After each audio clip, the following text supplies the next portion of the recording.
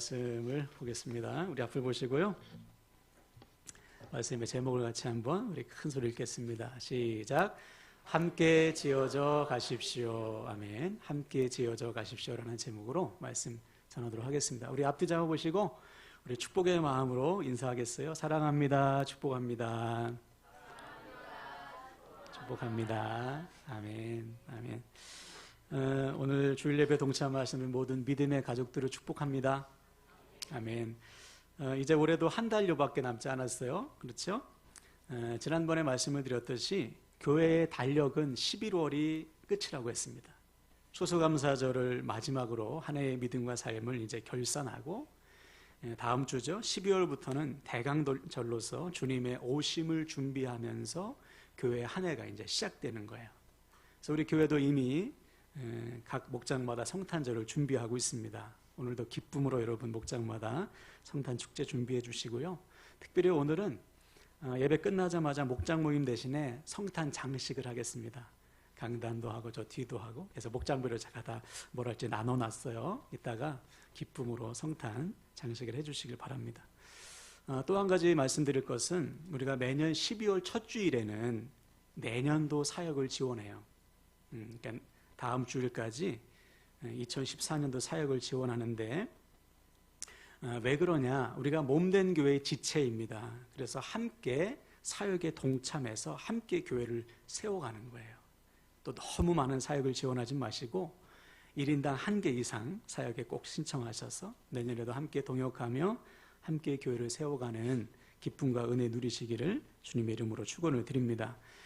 자, 오늘은 우리의 실천 목표 세 번째인 동역하는 교회예요. 성경은 교회를 가리켜 주님의 몸이라고 말합니다. 주님의 몸. 즉 교회는 머리 대신 주님의 말씀에 순종하는 한 몸된 교회의 지체예요. 서로 동역하는 사람들입니다. 이 말을 바꿔 말하면 혼자서는 안 된다는 것이죠. 혼자서는 교회가 될 수 없고 혼자서는 온전한 믿음이 될 수 없어요. 반드시 서로 하나 되어서 돌보고 섬기고 본을 보이고 배울 때 우리는 온전한 믿음, 성숙한 믿음으로 자라는 것입니다. 자, 그럼 어떻게 할 때 우리는 서로 하나 되는 또 동역하는 교회가 될 수 있을까? 오늘 그 9번째 원칙인데요. 다시 한번 따라할까요? 함께 지어져 가십시오. 네. 우리가 서로 동역하는 교회가 되기 위해서는 함께 지어져 가야 됩니다. 자, 본문 22절을 같이 한번 볼까요? 제가 읽겠습니다. 너희도 성령 안에서 하나님이 거하실 처소가 되기 위하여 그리스도 예수 안에서 함께 지어져 가느니라. 자, 너무 중요한 말씀. 바울은 교회된 우리가 하나님께서 거하시는 처소, 즉 성전이라고 말합니다. 다시 말해 우리 한 사람 한 사람이 하나님의 영이 거하시는 성전이에요. 또한 성전된 우리가 서로 연합해서 하나된 성전을 함께 지어져 간다는 것입니다.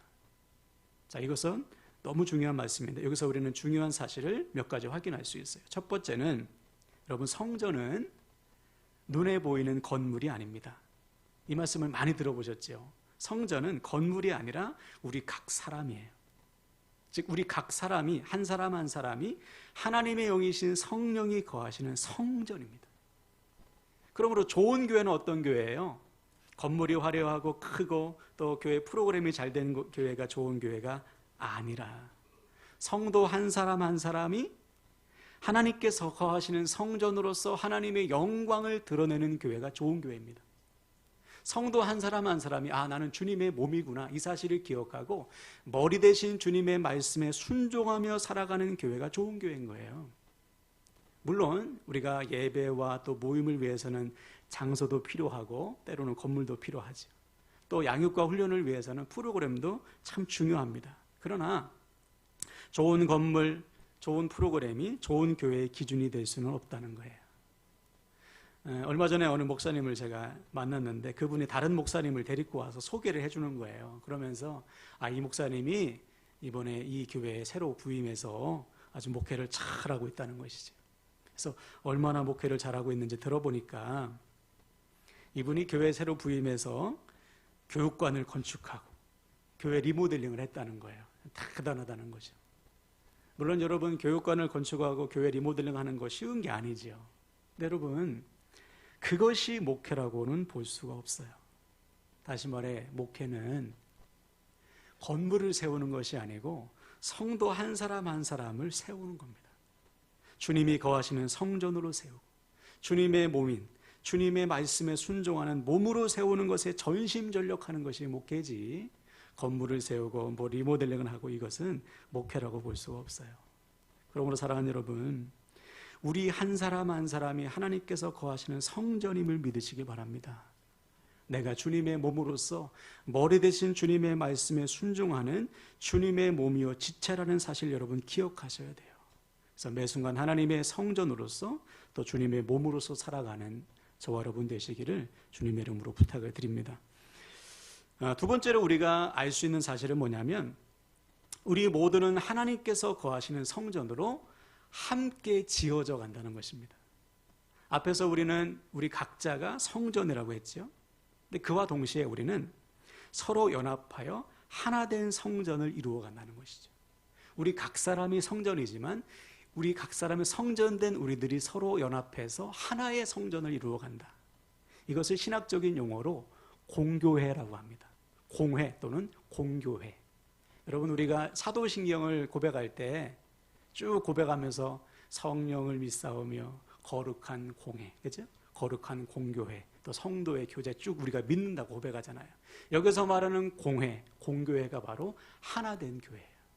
자, 그런 의미에서 본다면 이 땅의 모든 교회는 주 안에서 하나인 것이죠. 네 교회 내 교회가 아니고 주 안에서 하나 된 교회. 또 우리는 주 안에서 하나인 거예요. 근데 가끔 보면 내 교회만 교회라고 생각하는 사람들이 가끔 있어요. 우리 성도님이 실제 겪으신 일인데 어느 분이 오셔가지고 아유 왜 작은 교회에서 힘들게 다녀, 우리 큰 교회로 와, 큰 교회 와서 편하게 신앙생활해, 이렇게 얘기했다는 거예요. 신앙생활 잘하고 있는데 기쁘게 하고 있는데 얼마나 무례하고 무식한 말입니까? 그분은 공교회를 모르는 것이죠. 새벽마다 예배 때마다 사도신경을 외우면서도 주 안에서 모든 교회가 하나라는 사실을 모르는 거예요. 심지어 어떤 교회는 아이들에게 야 너희들 다른 교회 가면 지옥 간다, 이렇게 가르친대요. 여러분 이거 이단들이나 하는 짓 아닙니까? 이단들은 공교회를 부정해요. 주 안에서 하나인 것을 부정하고 우리만 진리, 우리만 교회, 우리만 구원받아, 이것이 이단들의 고백 아닙니까? 그러므로 주 안에서 하나임을 부정하는 사람들, 주 안에서 하나됨을 인정하지 않는 사람들은 이단과 다를 바가 없는 것이죠. 자, 그래서 바울은 오늘 본문을 통해 교회는 혼자가 아니고 함께 지어져 간다라고 가르치고 있는 것이죠. 자, 그럼 먼저 우리는 이 함께 지어져 간다에서 함께에 주목해야 됩니다. 함께라는 것은 여러분 사전에 보니까 둘 이상의 사람이 같이 하는 거예요. 이것이 함께입니다. 다시 말해 서로 다른 사람이 하나 되는 것, 이것이 함께인데 이 하나됨이 될 때, 함께가 될 때 비로소 우리는 동역할 수가 있는 것이죠. 그래서 우리 주님께서 여러분 십자가에 달리시기 전에 기도하셨잖아요. 그 기도의 내용을 요한복음 17장에 기록하고 있는데 그 요한복음 17장에서 주님이 가장 많이 하신 기도가 뭐냐면 하나됨입니다. 제자들의 하나됨을 위해서 죽기 전까지 기도하셨어요. 어떻게 기도하셨는지 한번 볼까요? 앞을 보고 한번 읽어보겠습니다. 요한복음 17장 21절 읽습니다. 시작. 아버지여, 아버지께서 내 안에 내가 아버지 안에 있는 것 같이 그들도 다 하나가 되어 우리 안에 있게 하사 세상으로 아버지께서 나를 보내신 것을 믿게 하옵소서. 아멘. 그렇죠. 주님은 마지막 순간까지 십자가에 달리시기 전까지 제자들의 하나됨을 위해서 기도했어요. 왜? 하나 되지 못하면 그 순간부터 교회는 주님의 몸이 아니요 사람의 모임으로 변질되기 때문에 사단은 지금도 끊임없이 교회를 분열시키려고 합니다. 예전에 감자탕 교회라는 별명으로 유명한 서울 광영교회라는 교회가 있어요. 그 교회에서 일어난 일인데 담임 목사님이 조연섬이라는 분입니다. 개척 초기입니다. 개척 초기에 어느 날 교회 갔더니 성도들이 막 서로 막 언성을 고래고래 소리 지르면서 싸우고 있는 거예요. 가슴이 철렁하죠. 여러분, 목사가 성도들 싸우는 거 보면 얼마나 힘들겠어요. 그래서 싸우면 말리면서 왜 싸우냐고, 왜 이렇게 서로 싸우시냐고 했더니 그 중에 한 분이 나오면서 하는 말이, 목사님 신경 쓰지 마세요. 이게 다 잘해보려다가, 더 잘하려고 하다가 언성이 좀 높아진 거니까 걱정하지 마세요, 그러더래요. 물론 이해가 되죠. 저마다 교회에 애정이 있으니까 의견이 있는 것이고, 의견이 있다 보니까 서로 의견이 안 맞아서 서로 감정이 상하고 싸울 수 있잖아요. 근데 그때 목사님이 이렇게 말씀하셨답니다. 여러분, 우리 잘하지 맙시다. 잘하려고 싸우려면 그냥 싸우지 말고 보통만 합시다. 너무 중요한 말씀이에요. 여러분, 교회는 뭘 잘하는 곳이 아니에요. 뭘 잘하려고 하는 곳이 아닙니다. 잘하려고 한다면 우리 싱어들 세션들 다 싹 갈아야 돼. 사와야 돼, 돈 주고. 잘하는 것이 아니고요, 함께 하나 되어서 주님의 몸을 세워가는 것이거든요. 하나님께 영광을 돌리기 위해서 있는 것이지, 뭘 잘하려고 하는 순간 하나님이 없어져요, 교회는. 그렇죠? 서로 막 잘하려고 싸우다 보면 하나님이 없어지는 거예요. 우리가 잘 알듯이 예수님 당시에 바리새인과 서기관들을 한번 보세요. 잘하는 것으로 따지면 그들을 따라갈 사람들이 없어요. 그들이 얼마나 신앙생활을 잘했습니까? 그죠? 고백하잖아요. 나는 일주일에 2번씩 금식하고 11조를 빠지지 않고 몇 번씩 기도하고, 오죽하면 하나님의 계명을 한번 더 잘 지켜보기 위해서 계명을 613가지나 늘려서 막 만들잖아요. 근데 결론은 무엇입니까? 하나님이 없고 율법만 남은 거예요. 하나 되어서 하나님께 영광을 돌려야 되는 교회가 오히려 그 율법으로 서로를 정죄하고 판단하고, 교회가 사람의 모임으로 변질되었습니다. 그래서 주님은 마지막 순간까지 제자들의 하나됨을 위해서 간절히 기도하셨던 거예요. 지금도 마찬가지예요. 여러분, 교회가 우리가 가장 힘써야 될 것은 뭐냐? 하나됨임을 믿으시길 바랍니다. 주 안에서 하나됨을 이루어갈 때 주님이 드러나시기 때문이에요. 자, 그럼 여기서 우리는 아주 근본적인 또 중요한 질문을 해야 됩니다. 우리는 어떻게 해서 하나님의 성전이 될 수 있을까? 우리는 어떻게 해서 서로 하나된 성전으로 지어져 갈 수 있을까? 여러분, 생각하면 생각할수록 놀라운 일 아닙니까? 아니, 우리 같은 죄인이 어떻게 하나님이 거하시는 성전이 돼요? 아니, 서로 다른 우리가, 이렇게 다른 우리가, 다양한 우리가 어떻게 하나 되어서 함께 성전이 될 수 있겠습니까? 자, 그 비밀이, 그 해답이 오늘 본문에 나와 있어요. 자, 13절을 볼까요? 제가 읽겠습니다. 이제는 전에 멀리 있던 너희가 그리스도 예수 안에서 그리스도의 피로 가까워졌느니라. 아멘. 따라합시다. 그리스도의 피로. 바로 이거죠. 그리스도의 피로 되었어요.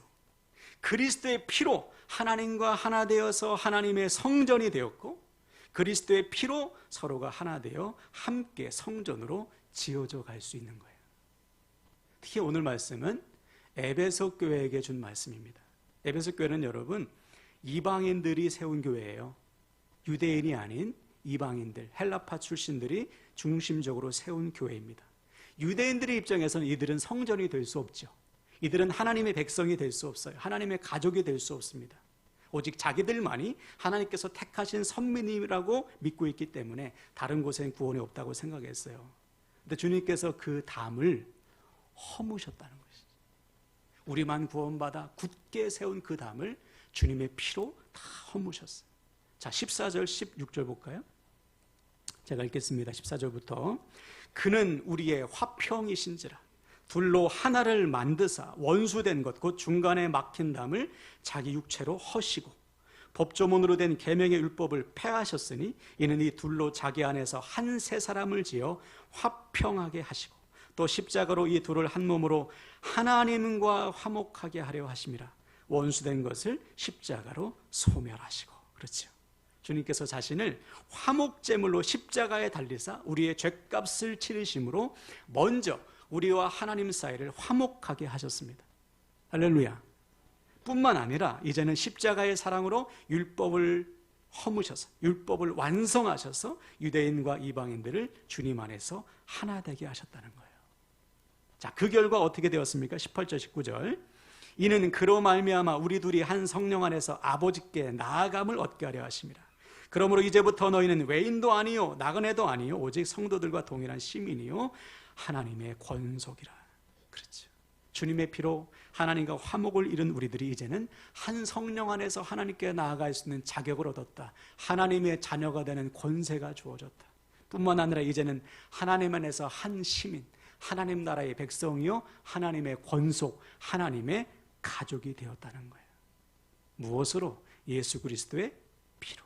화목제물 되어주신 주님의 사랑 안에서 우리는 하나님과 하나 되었고 서로 하나 될 수 있게 되었다는 사실을 여러분 믿으시길 바랍니다. 자, 그러므로 누가 하나됨을 위해서 자신을 희생할 수 있습니까? 먼저 하나님과 화목한 사람, 먼저 하나님과 하나 된 사람, 나 같은 죄인을 하나님과 화목하게 하신 주님의 피를 믿는 사람만이, 그 사랑 안에 거하는 사람만이 하나됨을 위해서 자신을 기꺼이 희생할 수가 있는 거예요. 제가 참 어디 가서든지 우리 교회를 자랑할 수 있는 것 하나, 지난 17년 동안 단 한 번의 싸움도 없었다는 거. 모르겠어요. 저 몰래 구석에서 싸웠는지 모르지만 제가 지금까지 성도들끼리 싸웠다는 얘기를 한 번도 들어본 적이 없어요.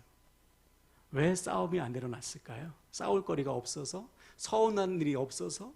아니죠. 서운한 일이 있고 싸울 거리가 있고 상처받을 일이 있어도 이것을 덮어주고 용납하고 용서하고 양보하고 희생하는 성숙한 성도들이 있었기 때문에 싸움이 일어나지 않는 거예요. 무슨 말이냐? 나 같은 죄인을 용납하시고 하나님의 자녀 삼아주신 이 하나님과 하나 되고 있기 때문에 얼마든지 다른 사람들을 용납하고 품어줄 수가 있었던 것이죠. 바로 이거예요. 하나님과 화목을 이룬 사람은 화목을 위해서 자신을 기꺼이 희생합니다. 왜? 그 안에 주님의 사랑이 있기 때문이죠. 반면에 하나님과 화목하지 못한 사람, 하나님과 하나됨을 이루지 못한 상태에서는 아무리 착한 사람도요 분열을 일으켜요. 하나님과 하나 되지 못했기 때문에 서로 자기와 조금만 달아도 용납이 안 되는 거예요. 용납이. 내가 기준이에요. 내 마음대로 해야 직성이 풀리죠. 그래서 바울은요 고린도 교회를 향해서 이렇게 명령합니다. 우리 다 같이 고린도전서 1장 10절 볼까요? 읽습니다. 시작. 형제들아, 내가 우리 주 예수 그리스도의 이름으로 너희를 권하노니 다 같은 말을 하고 너희 가운데 분쟁이 없이 같은 마음과 같은 뜻으로 온전히 합해라. 그렇죠? 고린도 교회 얼마나 싸웠으면, 다른 현대어 성경에 보면 여러분 제발 싸우지 마십시오라고 번역하고 있어요. 제발 싸우지 말고 같은 말, 같은 마음, 같은 뜻으로 온전히 합하십시오. 이 말을 바꾸어 말하면 왜 다른 말을 하고 다른 마음과 다른 뜻을 품고 싸우겠습니까? 하나님과 하나 되지 못하고 있기 때문이에요. 내가 하나님과 하나 되지 못하고 있기 때문에 하나님의 말이 아닌 내 말만 나와. 내가 하나님과 하나 되지 못하고 있기 때문에 하나님의 마음을 모르고 자기 마음대로 사는 거예요. 하나님의 뜻을 모르고 자기 뜻을 주장하게 되는 것이죠. 그러면 결코 하나 될 수가 없습니다. 우리도 마찬가지예요. 여러분, 교회는 다른 말이 나올 수가 없어요. 원래. 왜? 우리가 믿는 하나님이 한 분이시기 때문에 내가 지금 하나님과 하나 되고 있다면 하나님의 말을 하게 되어 있습니다. 하나님과 하나 되지 못하기 때문에 다른 말을 하게 되는 거예요. 그래서 어떤 목사님은 교회의 중요한 일을 결정할 때 꼭 새벽기도 끝난 다음에 모였다고 그래요. 왜냐하면 그 전에 회의만 하면 맨날 싸워. 자기 말만 하다가 싸우는 것을 보고 안 되겠다 싶어가지고 우리 다 같이 새벽에 모여서 하나님께 기도하고 하나님께서 뭐라고 말씀하신지 듣고 한번 회의합시다. 그랬더니 자기 주장하지 않고 서로 하나님의 뜻을 구하면서 하나 되더라는 거예요. 그렇다고 우리 교회도 뭐 새벽에 모인다는 말씀이 아니고 그 정도로 하나님과 먼저 하나 되어야 우리가 서로 하나 될 수 있다는 것이죠. 우리도 마찬가지입니다, 여러분. 우리 교회가 또 우리 가정이 내가 속한 공동체가 하나 되기 위해서는 내가 먼저 하나님과 하나 되어야 돼요. 그때 우리는 나와 다른 사람 용납할 수 있고 하나님 안에서 하나됨을 이루어갈 수 있는 것입니다. 그러므로 여러분 매 순간 먼저 주님과 하나됨을 이루시길 바랍니다. 주님과 화목을 이루셔서 나와 다른 사람 기꺼이 품고 양보하심으로 나를 통해 내 교회, 내 가정, 내가 속한 공동체가 하나 되는 은혜 누리시기를, 그 일에 쓰임 받으시기를 주님의 이름으로 축원을 드립니다. 두 번째로 우리가 주목할 것은 지어져 간다입니다. 함께는 우리가 말씀을 나눴죠. 근데 지어져 가느니라. 여기서 지어져 간다는 것은 헬라어로 쉬노이 코도메이스테라는 단어인데, 좀 길죠? 쉬노이 코도메이스테라는 단어인데, 이것은 수동태로 되어 있어요. 이 말은 무슨 뜻이냐? 우리의 힘만으로 되어지는 게 아니라는 것이죠. 되는 것이 아니고 되어지는 거예요. 다시 말해, 우리가 노력하면, 우리가 힘을 다하기만 하면 되는 것이 아니라는 것이죠. 어떻게 그러면 될 수 있는가? 22절을 다시 한번 볼까요? 다 같이 한번 읽겠습니다. 시작. 너희도 성령 안에서 하나님이 거하실 처소가 되기 위하여 예수 안에서 함께 지어져 가느니라. 그렇죠. 예수 안에서, 그리고 성령 안에서만 됩니다. 예수 안에서, 성령 안에서만 우리는 함께 성전으로 지어져 갈 수 있는 거예요. 바울은 이것을 건축에 비유했어요. 건축. 자, 20절과 21절을 볼까요? 너희는 사도들과 선지자들의 터 위에 세우심을 입은 자라 그리스도 예수께서 친히 모퉁이 돌이 되셨느니라. 그 안에서, 그의 안에서 건물마다 서로 연결하여 주 안에서 성전이 되어가고. 그렇죠. 바울은 주님께서 모퉁이 돌이 되셨다고 말합니다. 모퉁이 돌은 여러분 벽과 벽 사이를 연결하는 돌이에요. 사진 한번 볼까요? 한번 넘겨보세요. 자, 이것이 모퉁이 돌입니다. 그죠? 모퉁이 돌을 통해서 벽과 벽에 서로 연결이 되고 있지요. 그러므로 이 돌이 빠져버리면 벽이 아무리 튼튼해도 연결이 안 되는 거예요. 서로 의지가, 지탱이 안 되는 것이죠. 거위에 지붕을 올렸다가는 와르르 무너지고 말죠. 이런 모든 게 마찬가지. 저를 보세요. 예수님이 빠져버린 열심은 아무런 열매가 없습니다. 예수님이 빠진 열심은 오히려 분열을 일으켜요. 그래서 우리는 무엇을 하든지 그 중심에 이 예수님이라는 모퉁이 돌을 두어야 됩니다. 우리 주님이라면 어떻게 하실까? 주님의 뜻이 뭘까? 주님은 무엇을 기뻐하실까? 모퉁이 돌이 되시는 예수님 안에서 우리의 열심과 헌신을 쌓아가야 되는 것이죠. 그때 주님께서 우리를 하나님께서 거하시는 성전으로 만들어 가신다는 것입니다. 그럼 여러분 무엇을 하든지, 무슨 말을 하든지 모퉁이 돌 되시는 주님 안에서 행하시기를 주님의 이름으로 간절히 부탁을 드립니다. 자, 이 시간 말씀을 마무리하는데, 여러분 우리는 먼저 확신해야 돼요. 두 가지 확신하셔야 돼요. 첫째, 나는 하나님께서 거하시는 성전이요 주님의 몸이다. 나는 성전이요 주님의 몸이다. 두 번째는 우리는 주 안에서 하나된 교회로 지어져 가고 있다. 이것을 믿으셔야 됩니다. 어떻게 되었다고요? 주님의 피로. 화목제물 되신 예수님 안에서 우리는 하나님과 먼저 하나 되었고 함께 하나님께서 거하시는 성전으로 지어져 간다. 뿐만 아니라 이제는 모퉁이 돌 되시는 주님 안에서 서로 연결되어서 함께 하나된 교회로 만들어져 가고 있다. 이 분명한 사실을 믿으시고 여러분 오늘부터 매 순간 하나님과 화목을 이루시고 모든 일을 주 안에서 행함으로 하나님의 성전으로 함께 지어져 가는 우리 함께라는 교회 모든 지체들 되시기를 주님의 이름으로 간절히 축원을 드립니다. 아멘. 이 시간 말씀 붙들고 우리 찬양할 때요,